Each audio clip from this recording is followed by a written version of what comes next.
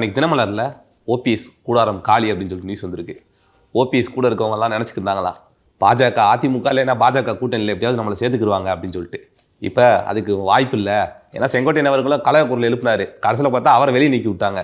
அரசியலில் டைமிங்ன்றது ரொம்ப ரொம்ப முக்கியம். புரியுதா? நீங்கள் எந்த முடிவு எடுத்தீங்கனாலும் அது எடுக்கக்கூடிய டைமிங்ன்றது ரொம்ப முக்கியம். அந்த டைமிங்கை பொறுத்து தான் நீங்கள் எடுக்கக்கூடிய முடிவின் தாக்கம் இருக்கும்.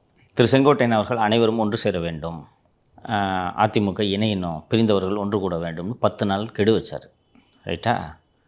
என்னாச்சுன்ற அந்த ரிசல்ட்டை நாம் பார்த்தோம்.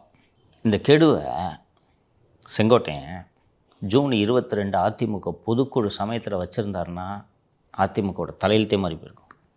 அன்னைக்கு கிட்டத்தட்ட கட்சி எடப்பாடி பழனிசாமி அப்போது தான் பொதுச் செயலாளராக தேர்ந்தெடுக்கப்படுகிறார்.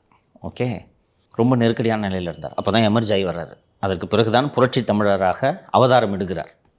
அந்த நேரத்தில் செங்கோட்டையன் இதை பேசியிருந்தார்னா கதை வேறு.